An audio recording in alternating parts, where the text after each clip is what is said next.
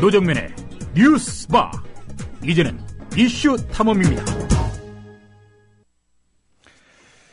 이른바 최동욱 뒷조사 사건에 청와대가 연루됐다는 의혹이 상당 부분 사실로 확인되고 있습니다. 이런 가운데 청와대 직원의 대기업 인사 개입 의혹을 보도한 기자가 경찰로부터 통화 내역과 카톡 메시지까지 조회를 당한 것으로 밝혀졌습니다.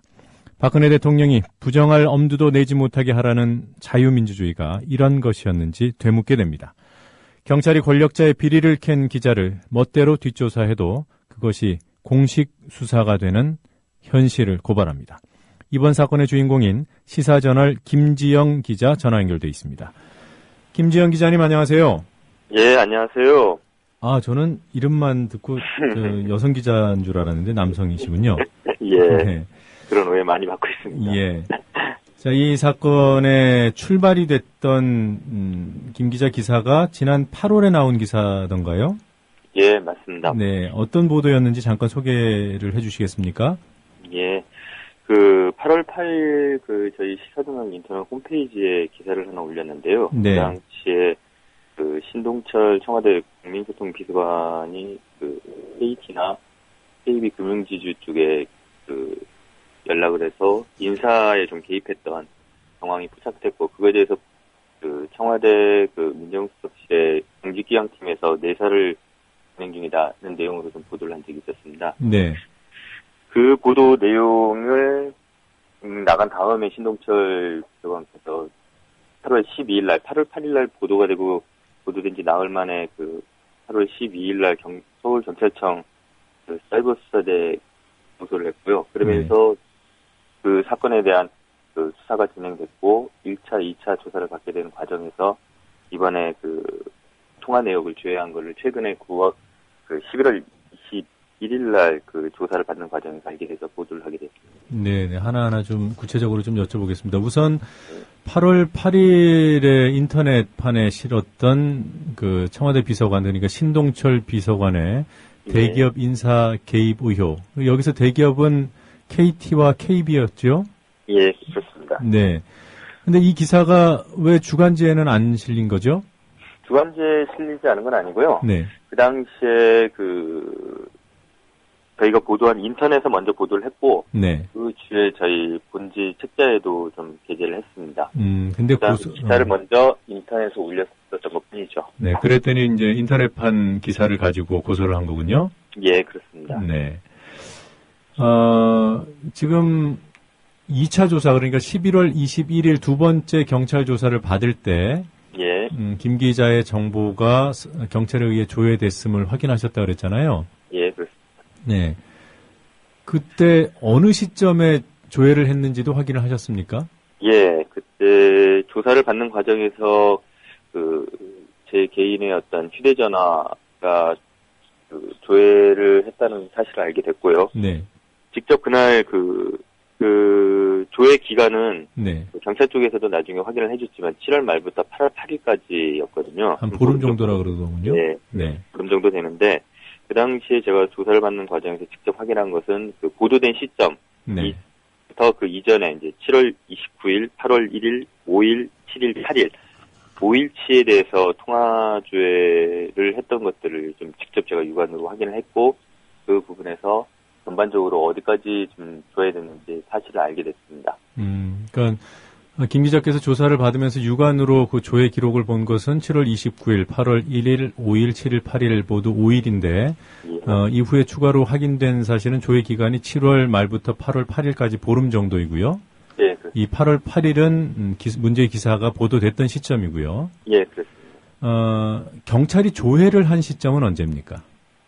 경찰이 조회한 시점은 제가 9월 9일 1차 조사를 받으러 갔을 때 저희 기자들, 저뿐만 아니라 그 당시에 이제 다른 기자들과 같이 취재를 해서 보도를 했는데, 네. 1차 조사를 받았던 9월 9일까지는 조회를 안 했던 걸로 알고 있습니다. 왜 그냥 그 당시에 제가 담당 수사관한테 그걸 물어봤었거든요. 네. 그 부분에 대해서 통화 조회 같은 걸 내역을 조사하느냐. 네. 그랬을 때 또 담당 수사관이 그렇게까지 할 수 있겠습니까? 라고 얘기를 했었거든요. 그리고 저 역시도 그렇게 믿었었고. 그런데 9월 중순 지나면서 추석 전에 저희가 좀 이상한 그 제보라고 할까요? 좀 그런 것들을 좀 받은 게 있는데 네. 통화조회 영장을 갖다 청구했다. 라는 얘기를 들었기 때문에 9월 9일부터 9월 한 17일 이전 그 중간쯤에 지금 그 조회 내역을 갖다 보기 위한 그 영장을 청구한 걸로 저희는 그렇게 짐작하고 있습니다. 네. 1차 조사 때까지만 해도 조회를 하지 않았고 그리고 또 심지어 수사관이 조회할 의사도 안 갖고 있었던 것으로 그렇게 파악하고 있었는데 그 이후에 뭐 어떤 과정이 있었는지는 모르겠지만 조회가 이루어진 거군요. 예, 저희는 그렇게 보고 있습니다. 네. 조회를 한 대상이 그 일반 전화입니까? 아니면 휴대전화입니까? 제 개인 지금 통하고 있는 이 전화, 휴대전화고요. 네. 나중에 경찰 쪽에서 확인을 해준 바로는 제 개인 통화, 휴대전화 통화 내역하고 문자 메시지, 네. 그다음 카카오톡을 통해서 일단 조회를 했고요. 네. 사무실 저희 시사저널 편집국 사무실에 제가 기통으로 쓰고 있는 전화번호까지 했다는 것을 경찰에서 확인을 해줬습니다. 아, 그러면 사무실에서 쓰는 전화는 물론이고 개인 휴대전화 또 개인 휴대전화에 카카오톡 문자 메시지 이런 것들을 다 들여다봤다는 거군요. 예, 그런 걸로 저희는 확인됐습니다. 경찰에서 그걸 확인해준 거기 때문에 네. 저희는 맞다라고 보고 있고요. 예. 그러면요. 예. 보통 통화 내역 조회를 하면 누구랑 통화를 했는지 전화번호만 검찰 수사 기록에 나오는 것으로 제가 알고 있거든요. 근데 예. 문자 메시지나 카카오톡은 내용까지 봤다는 겁니까? 문제는 이제 그 부분이 좀 더 심각한 문제인 것 같은데요. 네. 통화 내역을 했던 공문서를 제가 유관으로 직접 조사받는 등을 확인했다고 말씀드렸는데, 네. 거기에 보면은, 물론 저하고 통화했던 사람의 이름, 전화번호, 통화 시간, 네. 문자 메시지 건수, 그다음 기지국까지 나와 있습니다.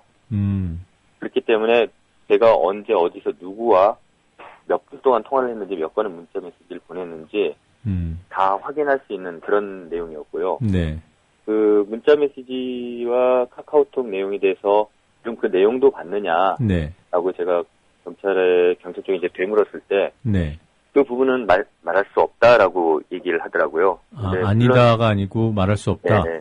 그래서 저희로서는 이렇게까지 전방위적으로 이렇게 다 통신 내역을 갖다가 조회를 했는데 그 네. 내용을 보지 않았을까 저는 의구심을 가질 않을 수 없고요. 네. 그래서 저희는 내용을 좀 경찰에서 들어보다 보지 않았을까 그렇게 추정하고 있습니다. 네.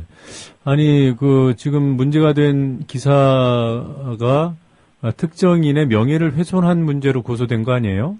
예, 맞습니다. 그 여부를 따지기 위해서 네. 그것과 김 기자가 누구와 통화를 했는지가 어떤 연관이 있는 거죠? 목적은 저희는 분명하다고 봅니다. 취재원을 색출해내겠다, 제보자를 찾아내겠다는 게 경찰 수사의 목적이었던 걸로 알고 있고요. 실제로 2차 조사를 받으러 갔을 때 다른 1차 조사를 받으러 갔을 때 수사관이 아닌 다른 수사관이 들어오셨는데 네. 2차 조사 때 포커스 맞춰진 초점은 아까 조금 전에 말씀드렸던 대로 제가 통화를 했던 사람들 중에서 몇몇 사람 갖다 딱 지목을 했습니다. 한 4사람 정도를 지목을 했는데 그분들을 갖다 한 사람씩 보내서 이 사람이 취재원이냐 아니면 이 사람이 제2, 제3의 취재원들이냐 네. 이렇게 정확하게 그분들의 이름을 거론하면서 그날 통화를 왜 했느냐 이렇게 얘기를 했던 부분에 대해서 조사가 이루어졌고요. 네. 분명한 목적은 명예훼손이기 때문에 기사에 대한 사실 여부보다는 네. 일단 취재원을 찾는데 조사의 목적이 있었다고 저는 그렇게 보고 있습니다. 네, 기사를 둘러싼 명예훼손 소송은 최근에 워낙 많이 건들이 생겨서 사실 일반인들께서도 어떤 부분이 쟁점이 되는지 대충 아실 텐데요. 이게 사실 여부인지 그리고 그것을 어떤 악의적인 목적을 가지고 유포하려 했는지 이 부분이 핵심 아닙니까?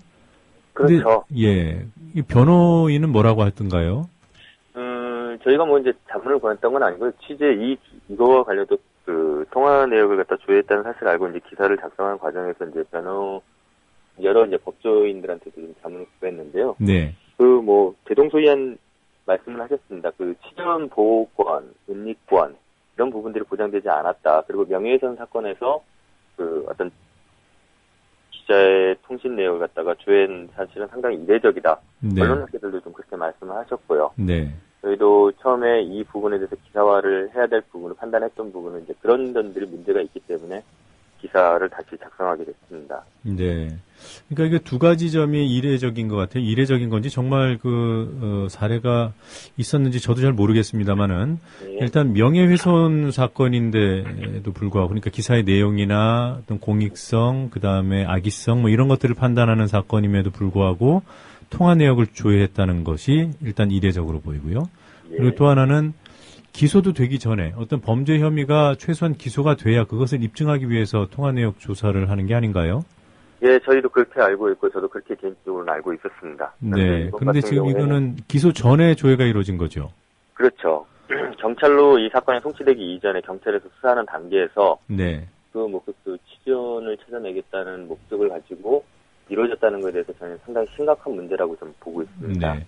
일반적으로는 이런 의심을 할 수 있을 것 같아요. 감히 청와대 인사의 비리 의혹을 이러면서 예. 권력기관이 수사기관에 뭔가 이 부분 좀 제보자가 누군지 색출해달라고 요구했을 가능성 어떻게 예. 보십니까? 물론 그럴 개연성은 좀 충분히 있다라고 보고 있고요. 네. 다만 그 부분에 대해서 저희가 확인된 게 없기 때문에 여기서 단정적으로 말씀드릴 수는 없는데 네. 좀 무리한 수사를 했다라고 보는 이유 중에 하나는 그 고소인이 청와대 비서관이 1급 비서관이 있기 때문에 네. 그 부분에 대해서 좀 작용하지 않았을까 저희는 그렇게 짐작을 하고 있고요. 네. 그 통신영장을 갖다 청구했을 때 그 내용이 어떤 내용으로 저희가 그 통신영장을 청구했는지 그 내용은 저희가 확인이 안 됐거든요. 저희가 파악할 수 있는 상황도 아니고. 네. 그런데 문제는 경찰 쪽에서는 이 보도 내용이 사실이 아니기 때문에 통화조회를 했다라고 얘기를 했는데 네. 그거는 고소인의 일방적인 주장이거든요. 네. 저희들은 1차, 2차 조사를 받으러 갔을 때 끊임없이 이 기사에 대해서 저희는 팩트라고 확신하고 취재원에 대한 확신이 있다라고 분명히 말씀을 드렸는데 네. 그런 의견들은 전혀 묵살이 된 상태에서 일방적으로 고소인의 입장만 반영을 해가지고 경찰이 그렇다라고 단정을 짓고 확인이 됐다라고 경찰이 얘기를 하더라고요. 이 보도가 사실이 아닌 걸로 확인이 됐다. 확인이 된 게 뭐냐라고 했을 때 취재원을 저희가 밝히지 않으니까 네. 이게 허위사실이다 이런 논리를 좀 내세우는데 어떤 대한민국 기자가 자신의 취재원을 갖다 공개할 수 있을까요? 저는 거기에 대해서 경찰이 언론 생리를 모르는 건지 네. 알고도 묵살했는지 네. 이 부분에도 좀 문제가 좀 있다라고 보고 있습니다. 네. 서울청 사이버수사대 사이버수사 1팀이죠? 예, 맞습니다. 네. 김모경감. 예. 네. 조금 전에 통신영장이 발부된 상태에서 일단 형식적으로 그러니까 예. 통화 내용 조회가 이루어지는 데 있어서 형식적인 문제는 없었던 거잖아요. 예. 그러면 그랬다고 합니다. 네. 예. 그러니까 경찰이 검찰을 통해서 법원에 영장을 발부받아야만 진행이 가능한 것 아닙니까? 예, 맞습니다. 네. 그럼 담당 검찰은 어디죠? 서울중앙지검이고요. 네. 형사 3부로 알고 있습니다. 저희는 그렇게 알고 있고요. 형사 일단 3부요? 이 사건이 송치가 되지 않은 상태이기 때문에 이쪽에서 확인할 수 있는 건 없었고요. 경찰에서 아직 사건이 넘어가지 않기 때문에 일단 영장 청구는 그런 과정을 거쳤는데 그 과정에서 어떻게 경찰이 영장 청구 내용에 네. 어떤 내용을 담았길래 이 조회 영장이 나왔는지 네. 발부됐는지 이 부분에 대해서도 저희는 좀 취재를 좀 더 해야 될 것 같고요. 네. 그런 면에서 경찰이 조금 전에도 말씀드렸던 대로 기사 사실이 허위 사실이기 때문에 기사 내용이 허위 사실이기 때문에 영장을 청구했다는데 저희로서는 좀 도저히 좀 이해할 수 없는 대목이고 그 과정은 절차는 그렇게 밟았다고 하지만 경찰이 검찰을 통해서 법원에서 어떻게 영장을 발부할 때 그 신청서에 어떻게 내용을 적었는지 그 내용을 저희는 좀 더 추가로 좀 확인해야 될 필요가 있다고 생각합니다. 네. 그러니까 경찰이 영장을 청구하면서 검찰을 통해서 청구하면서 허위의 사실을 기록함으로써 법원을 기망했을 가능성이 있는 거군요. 그렇죠. 네. 확인을 해봐야겠지만은 네. 저희로서는 좀 그 부분이 좀 중요한 문제라고 생각합니다. 네. 서울중앙지검 형사 3부가 만약에 맞다면 지금 이 수사팀은 이른바 최동욱 뒷조사 사건을 수사하는 담당 부서거든요. 예. 네. 근데 이게 기자 뒷조사를 하는데 아무 문제의식 없이 그 도움을 줬다면 참 큰 문제가 아닐 수 없어요. 그러게요. 저희로서는 한 번 정도 봐야 될 것 같은데. 네, 그것도 그러니까 형사 3부가 맞는지도 확인을 해야 될 것 같군요. 예, 저희는 형사 3부로 좀 알고는 있는데. 네. 한 가지 의문이 드는 것이요. 구속영장 같은 경우에 영장 발부가 되면 사후에라도, 예. 본인한테 영장을 보여주거든요. 예. 본인이 동의를 하게 돼 있고요. 물론 이제 구속 적부심을 받으면서도, 실질 심사를 받으면서도 그 사유를 듣게 되죠. 그 당사자들이. 예. 그런데 이 통신영장, 통신내역 조회 영장 같은 경우에는 사후에도 본인한테 안 알려주는 게 그게 정상인가요? 예, 저희가 알기로는 제가 개인적으로 좀 그 부분에 대해서 좀 알아봤는데요. 네. 이 영장 같은 경우에는, 이 통신영장 같은 경우는 일단 검찰에서 이제 네. 경찰이 수사를 마치고 송치를 검찰에 했을 경우에 검찰에서 기소할 것인지 말 것인지 여부가 결정 났을 때 네. 그때 그 당사자한테 통보를 해준다고 그렇게 알고 있거든요. 그렇게 좀 제가 파악이 됐기 때문에 아직까지 검찰로 이 사건이 안 나온 것 같다 상태이기 때문에 검찰에서 그 기소 여부를 아직 결정을 못한 거죠. 만약에 그러니까 기소가 안 되면은 그러면 영원히 그 통화 내역 조회 영장이 어떤 이유로 청구가 되는지 모르게 된다는 건가요? 제가 알기로는 기소를 하든 안 하든 네. 그 단계에서 검찰에서 결정을 내렸을 때 개인한 그 당사자한테 통보를 해주는 걸로 알고 있습니다. 그러니까 어떻게 보면은 저한테 나중에 이 사건이 이제 검찰로 넘어갔을 경우에 이제 검찰에서 기소 여부를 판단하고 난 다음에 네. 저한테 개인적으로 이제 그런 사실이 있었다. 통신영장을 발부받아서 조회를 했다라는 걸 갖다가 알려주는 걸로 저는 그렇게 알고 있습니다. 네. 그 당사자인 신동철 비서관은 뭐라고 하던가요? 그 부분에 대해서는 저희가 이번에 기사에도 좀 언급을 했지만은 저강된 목소리로 그 부분에 대해서 저희들에 대한 어떤 강한 불만, 피사전에 대한 강한 불만을 좀 제기하셨고요. 네. 이 부분에 대해서는 그거를 본인이 어떻게 아냐, 통화 내역 조회한 것을 그렇게 좀 말하고 전화를 끊은 걸로 알고 있습니다. 이 통화 내역 그 조회와 본인은 무관하다라는 입장이군요.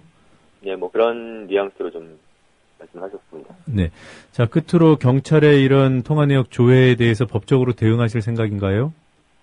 일단은 좀 사태를 좀 주의를 보고요. 네. 일단 그 법적 대응이란 부분을 좀 저희도 심각하게 고민하고 있는 단계입니다. 네. 아직 딱 단정 지은 단계는 아니고요. 네. 조만간 저희도 어떤 결정을 내려서 이 부분에 대해서 대응 여부를 결정하겠습니다. 예.